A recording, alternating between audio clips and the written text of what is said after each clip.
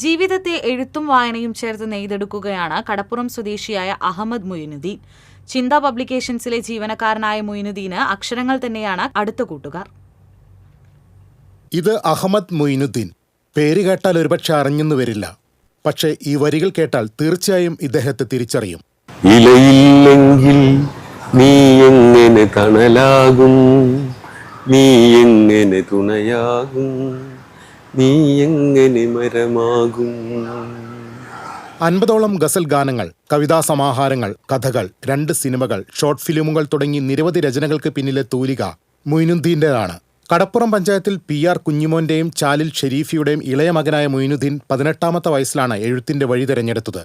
ഗൾഫിൽ ഫോട്ടോഗ്രാഫറായും fast food മേഖലയിലും പ്രവാസ ജീവിതം നയിച്ച ഇദ്ദേഹം പിന്നീട് തന്റെ തൊഴിലിടം കണ്ടെത്തിയത് പുസ്തകങ്ങൾക്കിടയിലാണ്. ഈ ഫീൽഡിലേക്ക് വരാനുള്ള കാരണം ഇതിന് പുസ്തകങ്ങളോടുള്ള ഒരു ഇഷ്ടം. നമുക്കതിൻ്റെ ഇടയിൽ നിന്നിട്ട് ഇഷ്ടപ്പെട്ട ജോലി ചെയ്യാന്നുള്ളതാണ്. അപ്പോഴാണ് നമുക്ക് മനസ്സമാധാനം ഉണ്ടാവുക.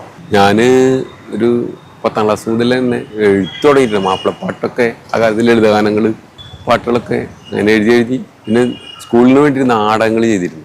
5-6 ഏകാംഗങ്ങൾ അന്ന് അക്കാലത്ത് ചെയ്തു. പിന്നെ ഇപ്പോൾ നാടകം വല്ലാണ്ട് ജമ്പ് ചെയ്ത് പോയി, നമ്മളെ പിടുത്തൊന്നും തരാതെ. 18 വയസ്സ് ഒക്കെ ആവുന്ന സമയത്ത് തന്നെ ആദ്യത്തെ കഥ പ്രസിദ്ധീകരിച്ചിട്ടുണ്ട്.